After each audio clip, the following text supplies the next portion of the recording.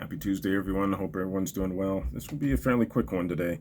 Um, so it looks like Russia may be pulling troops out of Kyiv, um, or a majority of troops. Well, the phrase was radically reduce troop levels in Kyiv as peace talks continue in order to build trust, etc., etc. So we'll see. Of course, everyone's saying that, okay, we'll believe it when we see it.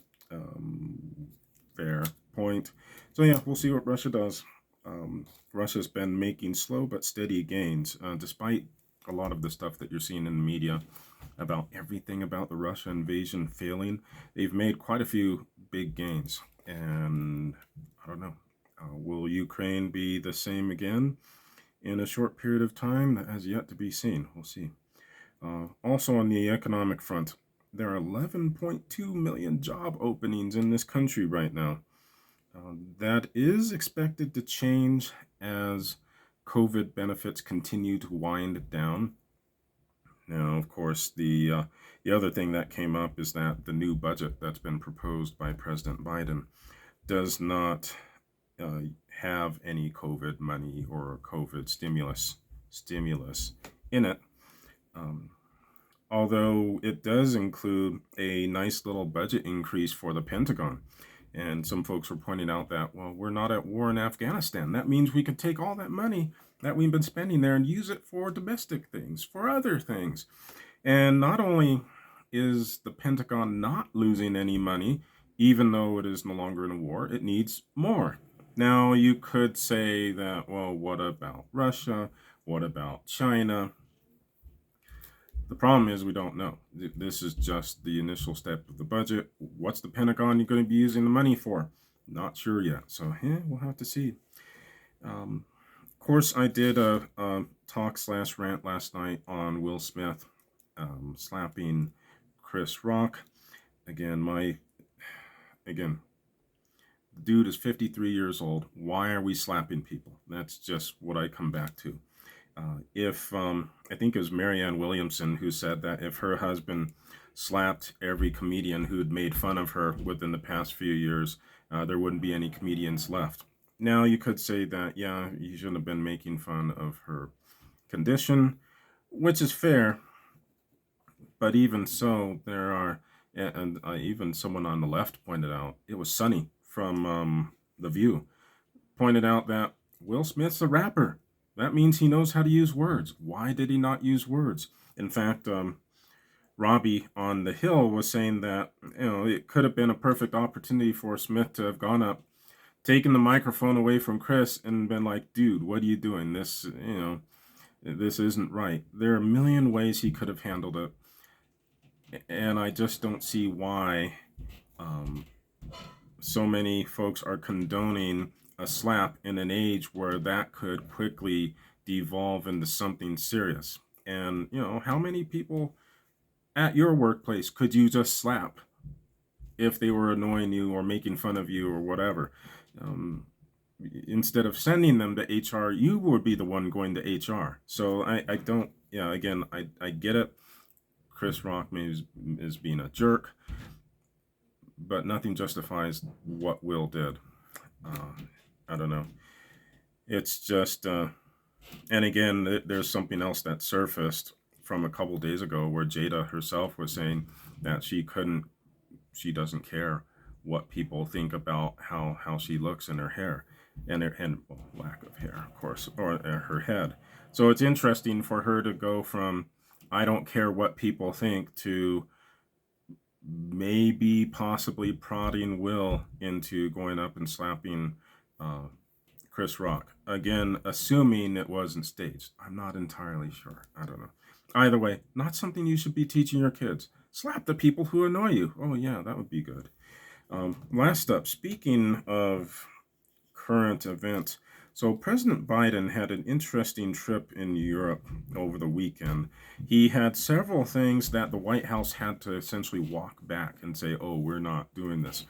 One was that he said that if Russia were to use chemical weapons in Ukraine, why are you even talking about chemical weapons and getting the idea out there? I don't know. But he said that if Russia uses chemical weapons in Ukraine, we would respond in kind. And everyone was like, no, we'll treat it as a serious event. But responding in kind would mean that if Russia uses chemical weapons on the Ukrainians, we would use chemical weapons on the Russians. That's in kind. That is not what well, hopefully not what he meant. Probably not. He also was talking to I think it was the 82nd Airborne, and implying that, hey, when you go to Ukraine, you will see these people standing up for themselves. And of course, the White House had to walk that back. No, we're not sending troops to Ukraine. We are apparently training Ukrainian troops in Poland, though, which was news to pretty much everyone. So, yeah. The third thing is that he stated that Putin cannot remain in power. And the White House again said that, okay, we're walking this back. We don't mean that we're going to remove Putin from power. Some folks have pointed out that the last few regime changes that we've orchestrated did not work out too well. They actually resulted in more things being more destabilized. It's the question is always, oh, we need to remove. How can we remove this person from power? Not who would be taking their place, and would they be any better?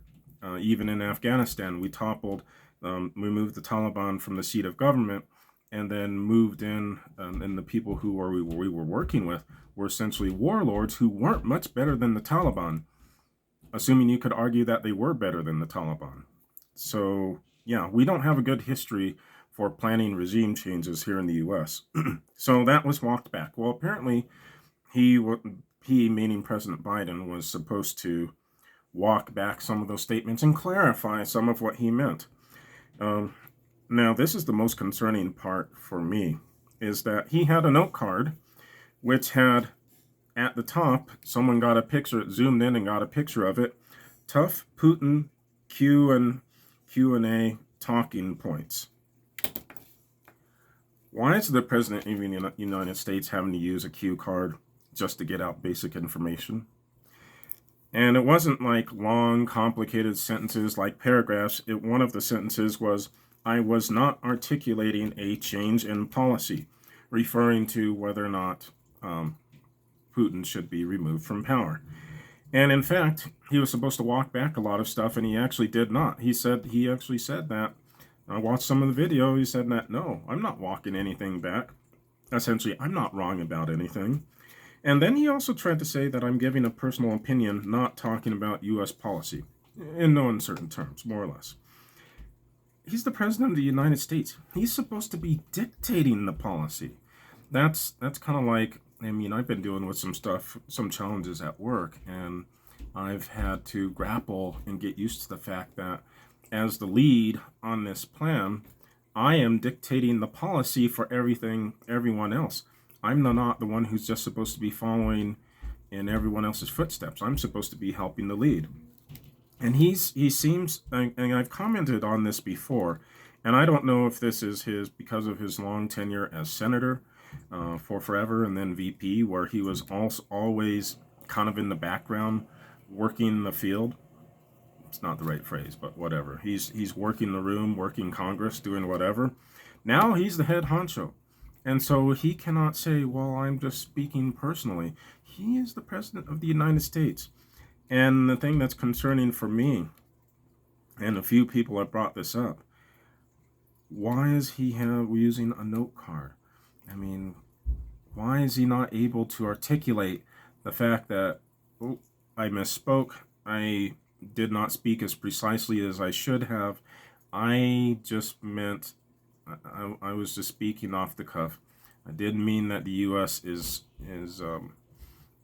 has made any changes or is trying to remove Putin from power. We're trying to work to come up with a peaceful diplomatic solution to this conflict, one that will get the Ukrainians back to their normal lives as quickly as possible.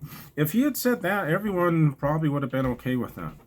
But the fact that he needs a note card just for something that simple, some people, and I've said this for a while, some of this behavior he's exhibited was what I saw in my dad when my dad really started grappling with dementia.